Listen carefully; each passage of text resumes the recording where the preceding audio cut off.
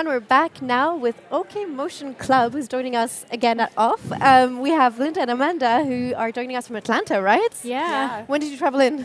We actually came in last Saturday, and we spent a few days in Paris though before coming here to adjust to the jet lag. Are you jet lagged still, or not really? You're like, we can do this. Yeah. Nice. I'll let you introduce yourself to everyone who's watching at home. We have people joining in the chat on behance.net/live if you want to ask questions. But yeah, go ahead. Yeah. So we are a two-person, woman-owned studio in Atlanta, Georgia. I'm Amanda Schrembeck, and I'm an illustrator and animator here. And I'm Linda McNeil. I'm also illustrator, animator. We pretty much both do everything. Nice. I love that. Do you have anyone else in the studio? It's just you two, or? We have a freelance producer now, nice. but no full-time employees. How long have you been going for with the studio? Actually, not even quite a year yet. Wow. Yeah, we started last June. Yeah. Amazing. Yeah. And you're going to be with us for a bit. We were just saying we'll have some reviews later with you two. And I think there were a lot of submissions. People are excited about animation, so it's nice to see. Yeah. How did you set up the studio?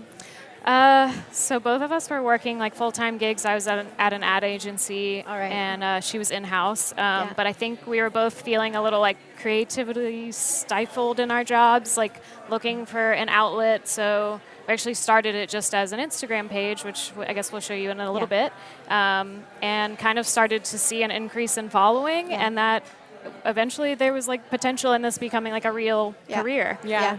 Nice. What did this kind of agency experience? You both have agency experience, or how was it? How, what did that bring to the studio? And looking back, is that kind of a good experience? Hopefully. I mean, it brought a lot of good experience of just like how to even like set up for clients and how to present your work. Yeah, and like, I mean, even just things like putting together decks and knowing how to pitch yourself and, oh, I think my mic might be falling down, sorry. Get it back. But yeah, just like knowing how to like pitch your work and sadly agencies tend to have like crazy deadlines and stuff, so we kind of know the process that we don't want to do, but it does set you up for kind of like the worst scenarios. Yeah. So you're prepared with like the emergency kit in case. And I think also just the volume of work. You're kind of just used to working those like long hours, and you're just prepared kind of mentally for that. Oh, totally. Yeah. So you're both from Atlanta, or where are you based now? Well, I'm originally from Boston. Oh, nice. Okay. But I went to SCAD, Savannah College of Art and Design. So that's kind of what moved me south. And I just stayed. So you're like, okay, you're stable there. I can't do a northern winter again. Fair enough. Yeah, I have family in Boston, and every winter I'm just like, I don't know why I'm here, but this is crazy. Nice. And how did you meet? We met through my husband because they both worked together at an ad agency in Atlanta, and then also the job after that they both worked together. So I think it was just meant to be that we were just gonna be friends. And how did you collaborate? Like, how did you decide on, or is it kind of not that organized where you work together at the studio? I mean, it kind of started out very casually. So we started our Instagram in 2018. And the way we started it was like Amanda and I went out and we got drinks and just talked about starting some sort of animation collective focused on women animators. I think like our goal at some point was to try and bring in like a crew of people to like make it more of like a full-on collective, but we were the only two people I think that we knew that like were female animators in Atlanta, so we're like, we'll start here and like try and grow it. And not just there. I was having a conversation with someone for Adobe as well here, and I think female animators are just hard to get. And you know, where I'm looking around and I'm saying, it'd be great to see more kind of women, and we can talk about this in a bit, but just in the industry in general. So two of them feels like a real catch. And we're both sort of introverted, so it brings us out of our shell to like work together. That's so nice. We can screen share, so we have your website up and also Instagram. So we can maybe start with that if you want to walk us around. Cool. So, I mean, this kind of section here is just going to be our reel, but we can kind of dive into some of more of the projects that we have listed. Is there any particular area you'd like us to dive into? What kind of clients? Let's go start with this. Do you work with in general? How did it start initially? I mean, it's you talked about a year or so. Was there much of a journey, or what kind of client base do you have? Yeah, so I think starting out, we both leaned on like our own personal connections to get work, and thankfully we both were doing a decent amount of freelance work before we got started. So kind of those clients became reoccurring. I would say like the first 2 projects that we really did were this crystal one, which was for 420, which is actually through the agency that I used to work at. Nice. So that was a pretty natural project to work on with them. Yeah. And then this state bicycle one was also one of the early ones that we got to lead. Nice. So yeah, do you want us to dive into one of them? Mm. Okay, so maybe the crystal one. Yeah. So I was the design director at this agency, and so I was helping lead this project, and they were looking for animators to kind of jump in and create like these bizarre animations about weed for 420, and they wanted like a ton of different creators, and so I was like, well, I mean, I want to work on, I don't want to just like lead it, like I want to work on this project, and I want OK Motion Club to work on it. Yep. So Linda and I each like took a couple of prompts. We just, I don't even know if we show the full video here because it's like 5 minutes long. But we kind of just pulled some of the ones that we worked on together, and it was really just think of the weirdest thing possible. Like I was like, what if these French fries and this milkshake just like make out, and it's like a soap opera. Nice. Do you kind of carry each other into crazy ideas sometimes, or is it like one of them? Okay, good. Yeah. That sounds healthy. I think we try to like push ourselves to be weirder. Yeah, the weirder is the better. Yeah. Especially with stuff like this. I think both of us, and probably a lot of creatives, thrive on like working in a team environment of, you just start going down like a path of talking with each other, and you're like, oh my God, what if it was this? What if it was that? So I love working in a group setting like that. And I can imagine that's not only at the studio, you're just like walking somewhere and you're like, this is great. Let's just go for it. Or like in the middle of the night. Sometimes we go too far down a rabbit hole and we have to pull ourselves out, but Can I get an example of that, or no? You're like, too many ideas. So these were the 5 that we did. But yeah, I mean, they were super weird and fun. The fries. We'll see if it'll loads play. up. Yeah, I think it works. Yeah. But yeah, so we can go to the state bicycle one. This was probably our first like pretty long form project that we led. It was a pretty fun series. So basically, this company, State Bicycle Co., so they're a bicycle manufacturing company in the US, and they started partnering with creatives to tell these wild stories from professional cyclists. So if you watch it later on our site, you can listen to the narration, because honestly, that's like a huge selling point of the video. I'm cycling myself, so I love this. But in short, basically, the guy like accidentally like rides off of a cliff, and like fair. and he like wakes up in a tree. So this is him waking up in the tree. And he finds his way back, but it was honestly just such a fun project for us to work on. Love the story. Do you often have a story to work from when you like get clients, or sometimes you're just kind of like, okay, we need to find some bigger catch? I mean, sometimes we'll have a script, and then sometimes we'll just have like a general idea of what they want. Yeah. And you work a lot with texture. I can already see this. Where does that kind of come from, and do you have experience with it? I think there's some printmaking experience between you two, or I mean, I think we both have a ton of common interests, but I did go to school for printmaking, and I think a lot of that, I think I accepted that I couldn't get a like career in printmaking to make a ton of money, so it kind of became more of a side project hobby, but I think I'm always trying to find ways to be like, I still love it, and like how can I like bring the texture and stuff into our work. We actually did a project, I don't think we have it on our site, or we might have it on our Instagram. We actually did a project where we Rizzo printed an animation and scanned it in, and so that had like a ton of crazy textures and stuff. Nice. So we Rizzo printed each frame of the animation, scanned it in, and then we also like sold the posters really afterwards. Cool. Nice. Love it. So it's definitely coming across when you can. Let's see. I could go back up to our... Maybe Postmates? Oh, yeah. So this project probably has another fun project as far as like texture and stuff goes. I don't really know where the concept came from, but we were kind of thinking like this like airbrush kind of 60s, like almost a little foggy, blurry vibe. And then, of course, the Jell-O molds really leans into that. So these were all like social gifts for like around the holiday season. And yeah, another project where we got a lot of free range. Yeah. Yeah. So super fun. Is social quite important for you in terms of, I mean, we'll see your Instagram in a bit, but you know, in terms of just not only kind of displaying your work, but also connecting with others? Yeah, definitely. Yeah. I mean, it's just great.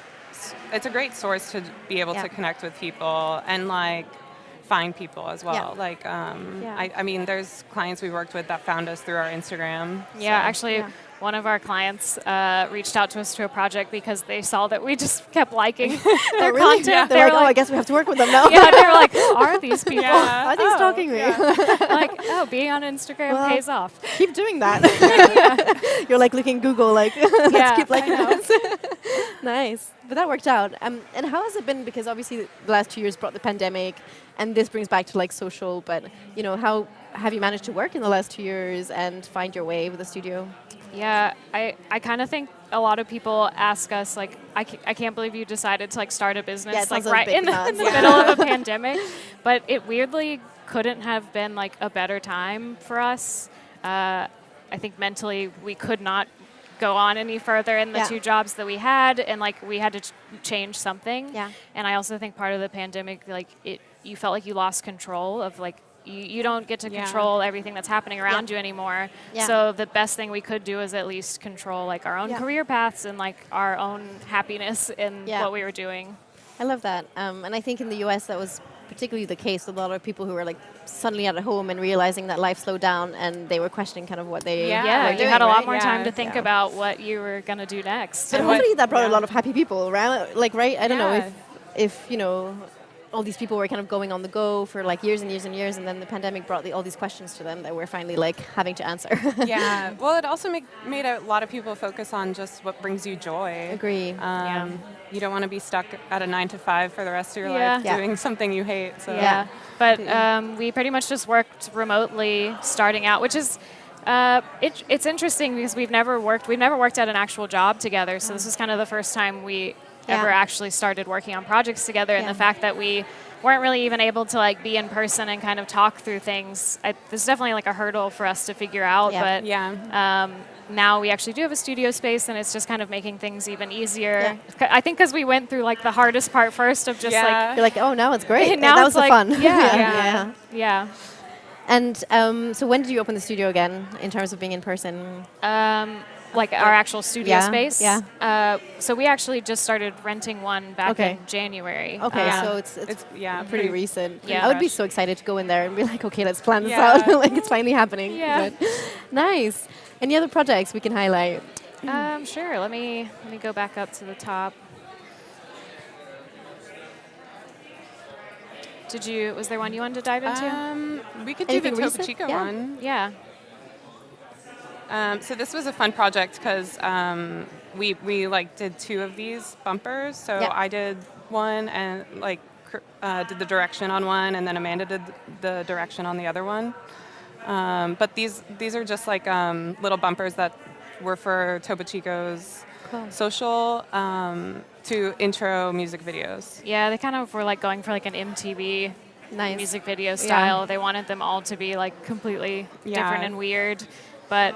Yeah, I think they reached out again asking if we wanted to do another one, and I was like, yeah, I mean, great. Yes, we love this project, so we'll do another one. Nice. So this was the one that Linda led, and then this was the one that I led. So it was kind of going for like a tattoo stippling style. Yeah. The fun one about this is the flash sheet that you see has some Easter eggs. Like Amanda snuck in 2 of our tattoos. Yeah, cool. So. You can make it personal too. Yeah. You can guess which one. But you're like, only we know. Yeah. That's awesome. Yeah, maybe we'll go to our Instagram. Yeah, let's do it. So yeah, we started this back in like 2018. I mean, we could, if we really wanted to go all the way back, we used to just kind of just do random prompts. Yeah. I think a lot of it was just emotions about how we were feeling at the time. Yeah. You know, like I think like this day, some man told me that I wasn't smiling and I needed to be happy. And I was like, that made me angry. So I was like, I'm gonna make some art about it. You have an outlet. Yeah, and it was kind of like a lot of stuff like that, just reacting to things. There's one that's a nail art animation. If you scroll up, because I always want to get my nails done, so I tried to incorporate animation into that. So each of my nails, I did a different frame and then animated it. Oh, nice. The nail artist hated me after that. She's like, never come back here. Why can't they all look the same? But you also have, and I think I spotted this on your Instagram, but you're committed to empowering women as well, and I think that's quite an important topic we can touch on. We were talking about female animators, I think, before this, and also being here at OFF. You're part of Ladies Wine and Design, I think, as well. You had some talks with them, but what is... we did talk with them, yeah. What's kind of your stance, and what do you try to do to take your part into the industry as well? And I think the biggest thing we want to project is just that, like, anybody can start a studio. Yeah. Like, we really, like weren't sure of what we were doing when we started out, and we made it work. So we want to empower a lot of women to be able to do the same. Yeah. Yeah, and I mean, I think our sentiment has also expanded just beyond women as well. Like, I think just any minority in general who has a hard time, like, making a name for themselves or feeling seen in a company, feel like you have to kind of work 2 times as hard to, like, prove yourself or to make the same amount of money. But yeah, we've actually done a ton of work with, like, a lot of nonprofits, and, like, Planned Parenthood is one of our clients. So working with clients like that just it makes us feel so good, and, like, that we actually have a purpose in the type of work that we're putting out. Yeah, I think a lot of the guests that we've received yesterday were also talking about the common theme of your voice being heard, and I think this is really nice to see, especially in those festivals, that you don't have these, like, characters that are, like, out of a mold, but everyone's pretty diverse, and it's really nice to see. What brings you to OFF, actually, and what are you excited for at the conference? Well, I attended OFF about 5 years ago as a guest, and I loved it. And, like, Amanda and I have been talking about coming for a while. Nice. So. Yeah, well, ironically, so we spoke at a motion conference in Raleigh back in September called Dash Bash, and they gave us, like, the recorded video of it. And when we saw the dates for OFF, we were like, well, like, what if we just emailed them? Like, I think I just went on the website and found, like, the general contact email. I was like, this surely will go to no one. Like, I know. And then, like, to our surprise, like, someone responded, and then within a few weeks, they were like, yeah, we actually would love to have you as speakers. Yeah. We're like, holy crap. Like, I can't believe that actually that worked. We got the email, like, really late at night because of the time zone difference, like and 2 we a.m. both were just like, oh my gosh, can't sleep now. I'm thinking all night. I was like, who can I tell? Who can I wake up? And you were planning your talk, like, what are we going to talk about? I know. So what was the main topic, or when is your talk? It's tomorrow at 7, I believe. Can we get sneaks of what you'll be talking about? Yeah, well, a lot of it is kind of our learnings of the past year, because we are so new as a studio, like, that we haven't even been for like a full year operating as a full-time business. So it is just a lot of learnings along the way, and like we mentioned, like, we really want people to know that anyone can do this, and especially women, because it seems that there are so few women-owned studios, to be, like, the confidence boost that people need to. It's like, just if you have great work and you're a good person and you're easy to communicate with, like, you can do this. To take that risk as well, right? Yeah. Has there been any risk in, like, kind of months where you've been working at the studio? Are there times where you're just not super confident going into something and you're like, all right, let's try it out and challenge ourselves? There's been a few, like, slow payments come in where we're like, oh no, if we don't get these payments in, like, the next month, we're like, I think, like, pricing our work as well, like, it's tough because we know what we should charge all the time, and, like, other studio owners tell us, like, this is what the rate is, this is what you need to charge, but we still sometimes have to educate clients when they try and push back, and we're like, do we stand our ground on this, or do we just try and take on the work just to have something? And sometimes people also reach out to us because they're like, oh, we really want to work with a women's own studio, which kind of feels like a backhanded compliment of, like, oh, we're just checking a box. But we want people to reach out to us because they just really like our work. Fair. So it's a lot of us also just saying no and being, like, confident that something better is going to come along next. So. completely. And do you have any advice from people like in the industry who are helping you out, or is this completely yourselves making those decisions on, okay, we have this time to stand our ground, or we can negotiate, or who's surrounding you that can kind of like support you as well? I mean, I feel like your network is everything. Yeah. So don't be scared to reach out to somebody. Yeah. Like, I mean, we reached out to OFF. Yeah, so exactly. So Yeah. like opportunities are there if you just speak up. Yeah. So. Yeah, and I feel like at least the animation community is this way. They're incredibly supportive, and I feel like there's not anyone that we couldn't reach out to that would be like, I mean, technically you might be a competitor, but like I want to help you, show your know how to price your work, know how to engage with clients and figure out hard situations. And they're just super helpful to lean on. That's amazing. Have you met any creatives that you always wanted to see, or are you going to be attending any talks at OFF? Anyone in particular? Yeah, well, we met Marcel from State Design at Dash Bash, which was the last conference we talked at, so we're excited to see his talk again. Nice, amazing. Yeah, there's so much going on. I know. Yeah, everyone was saying like you were exhausted at the end of the day trying to process like all this information. Yeah, and it's hard as a speaker too because there's a ton of stuff that we also have to attend like today. So we want to be like a normal conference goer, but we're like, we've got to do some of these other things as well. But we're definitely squeezing in as many talks as we can. Yeah, amazing. How long are you staying? Are you here until Sunday, Saturday? We literally leave like Sunday morning. So you're like we're going back to the US, or yeah. Okay, great. I know. I wish we had more time in the city to explore, but enjoy it. But Barcelona is amazing. Yeah. Since we literally are just a two-person studio, it's like we can only pause work for so long before we're like, all right, well, we gotta get back to it. Well, I wish you best of luck. We're almost at time, so we're pretty much ready to go. We've had everyone in the chat really enjoying everything you do, and you'll be joining us pretty much all day. It feels like. Yeah. We'll have portfolio reviews, so we're super excited to get your opinion on, what everyone submitted online. I think it will be 4 of them. So yeah, we'll see you just in a bit. We'll take a break, and thanks for joining us. Yeah, thank you. See you in a bit.